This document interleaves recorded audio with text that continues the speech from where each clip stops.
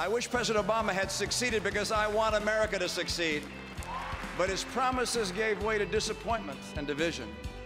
Mitt Romney made his sales pitch directly to the American public last night, but the question is, can he close the sale? Straight ahead, we will break down the Republican National Convention and Mitt's primetime performance. When I was diagnosed with multiple sclerosis, both of us just dissolved in tears. Probably the toughest time of my life. You know, they say timing, everything in life. So, did the GOP miss an opportunity for a magical convention moment? We're going to tell you about not just a powerful video, but powerful testimonials from people who knew Mitt firsthand. Well, we'll also tell you why so many people never got to see them, instead seeing Clint Eastwood. He entered the store firing his weapon. Two of the employees were shot and killed. The others were able to hide and escape. A suburban supermarket in New Jersey, the scene of yet another fatal shooting. 3 people dead, including the gunman, in a normally quiet community stunned. We will have the very latest on this senseless murder and ask once again, when will this stop? Good evening, everyone, and welcome to RFL. I'm Richard French, and thank you so much for joining us this Friday evening.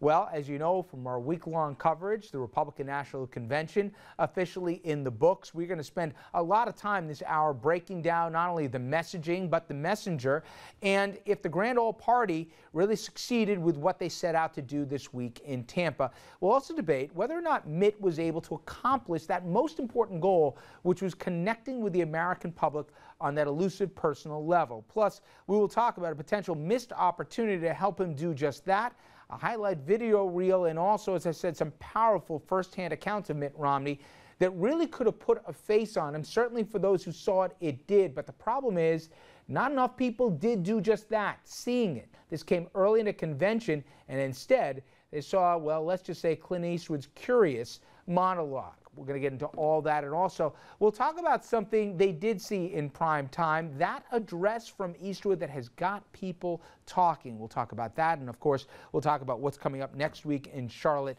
and where the election stands from here. But again, we will get to all of that coming up, but first we begin with more tragedy in New Jersey, and yet again the real core of this story is more senseless violence here. And I want to bring in Christy Duffy, who joined us.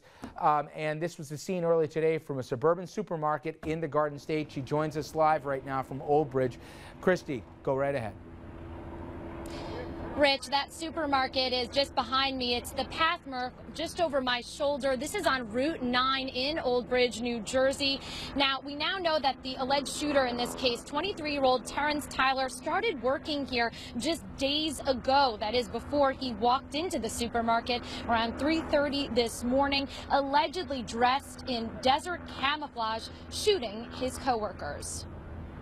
They said, in your house, everybody go back in your house. Carolyn Anders heard the commotion, police, fire trucks, SWAT teams. She didn't hear gunshots and thought there may have been a robbery at the store. Never expecting what happened. Authorities say 23-year-old Terrence Tyler and 14 others were working the night shift. The store was closed. The shooter left the store somewhere around 3:30 in the morning and came back shortly thereafter. He entered the store firing. Many ran and hid, but 2 could not get away. An 18-year-old woman and 24-year-old man from Old Bridge were both killed. The alleged shooter using an AK-47 and a handgun and turning the weapon on himself. But he just looked like them over there, the kids over there just chilling, just a normal young kid. Everyone knows everyone, right? Everyone's cool, so he kept to himself, so nobody really knew him at all.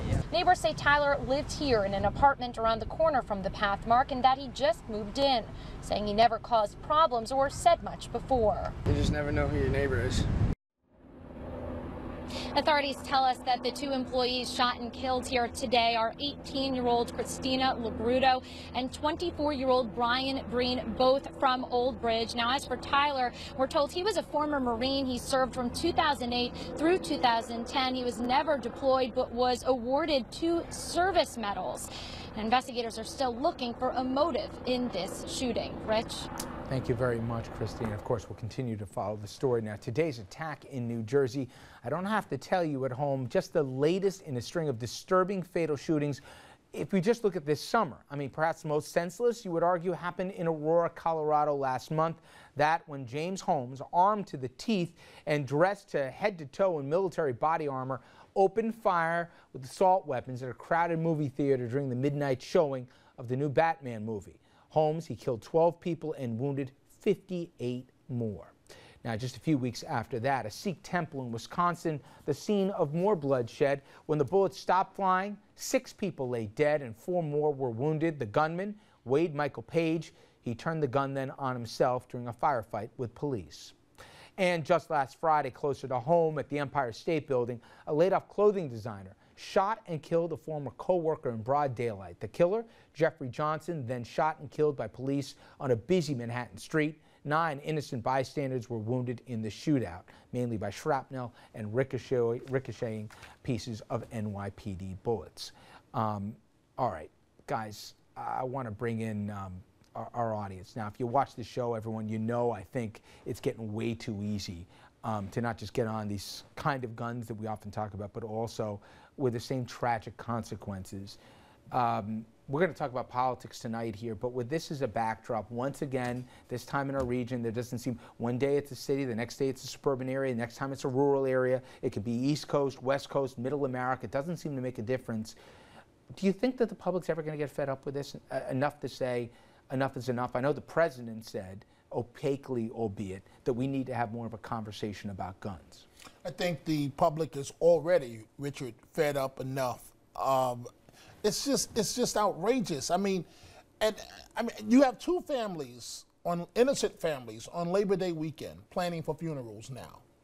How would we feel if we were the responding police officers and this nut has an AK-47, correct? Yep. An AK-47. You have a semi-automatic weapon, and I mean, it's just outrageous. And it's got to reach the NRA stage. We've had this conversation. Yeah. We're going to continue to have it. It sadly, tragically, is going to continue to happen. The frustrating part, because you know Dominic's right.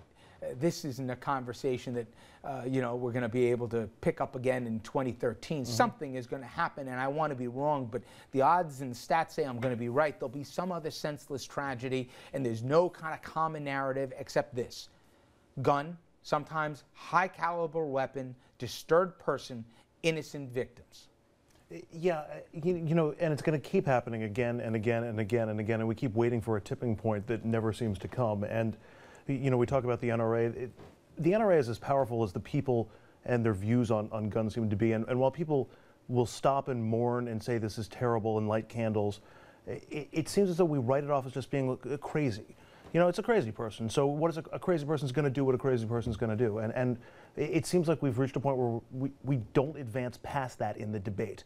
And that's where we have to go past it. And I'm curious. It's crazy plus access to these weapons. Do you think, in a minute I'll say where I think some maybe there's more common ground, because you've talked a lot, you've brought polls in on numerous occasions. Unfortunately, we've had too many opportunities to talk about this subject just this summer, as I laid out. But there's more common ground on this issue in terms of restricting certain kind of guns and cutting down a certain kind of volume of ammo clips and sensible background checks that I think people will be surprised at home where they throw up their hands and say, well, there's, you know, this is like the abortion debate, there's no middle ground on it. Well, there kind of is, because you see the polling, it says the public's willing to meet in the middle on this thing. But it also depends on when you ask them and how you ask them, and that's where the NRA comes into it. That's where the NRA comes in and says, well, you know, if you take certain guns away, then you're taking all the guns away, right? Sadly, right now, it's the people, and I hate to say this, it's us, the people, that don't have the power. It's the NRA that has the power. And you think if the president next week said something in Charlotte, North Carolina, to say, you give me 4 more years, I'll do X, Y, and Z, that would be a political loser for him? Yeah. Yeah, absolutely. I frankly, I don't think he'll have the courage, nor any other presidential candidate, to do exactly that. It would be, if he wins a second term and then all of a sudden discovers the courage, that would surprise me less than him announcing, than him selling that notion to the American public, because there's too many people who would turn away or walk away from the polls. Listen, I'm not presumptuous enough to say that this is what I think the president ought to do, so maybe Charlotte's not the sense, and maybe you're right, Andrew. It's, if reelected, maybe then where you got nothing to lose, in effect, you could then try and make it policy. But here is where I think most of us would agree you can do without infringing on the Second Amendment right. You can still have a right to bear arms. You can still defend your family. You can still go hunting. But I think there's a line where we say, wait a minute, the police should not be outgunned by the bad guys, and we shouldn't make laws so easy for it to happen. Now, you know, I think it's way too easy to get guns, pretty much of any kind, but especially when you look at what I just laid out for this summer. 3 of the 4 incidents, the killers had powerful assault weapons, weapons that used to be banned up until, you know, the sunset went away on the assault weapons ban in 2004. In today's shooting in New Jersey, the gun you see on the screen here, in addition to a handgun, the killer was carrying an AK-47. Now, this is a military assault weapon, and it allows the shooter to easily rattle off, forget about multiple rounds here, but I'm talking hundreds of rounds when you add on ammo clips. Now, these guns were designed for the military and for those personnel. The magazines they're using by the suspected Colorado killer, for example, had more than 100 bullets in single clip. The guy never had to take his finger off the trigger. Now, lawmakers have been pushing, mostly Democrats, but even some Republicans, to get these kinds of clips outlawed. But just this week, the GOP platform that just finished in Tampa, where Andrew came from, the delegates adopted a plan here to reinstate here any kind of, if there's any attempt for any assault weapon ban, they will formally oppose it. And any kind of restrictions on those magazine capacities that I just discussed. Now, if that's not enough, somebody at home will one day explain to me why I should be able to walk into a store and buy body armor. Why is it that I should be able, like the guy in Colorado, to legally be able to give me something that basically is better than even the body armor our military goes into war and battle with, let alone obviously being able to have an unhinged person be even that more of a threat to you and me in civilian life, let alone for law enforcement. And we've seen it time and time again here, how many law enforcement die in the line of duty when these guys don't go down when they're struck. All right, I'm not going to make the show here all about guns here, but I do think just those 3 items, we could come together as a country and at least say enough's enough, at least on that. Okay, we're going to switch gears, as I said, and we're going to go back and talk some politics. Many Americans got their first real dose of who Mitt Romney was at the Republican National Convention last night, including some moving stories here, stories many people never had ever heard before about the guy on your screen.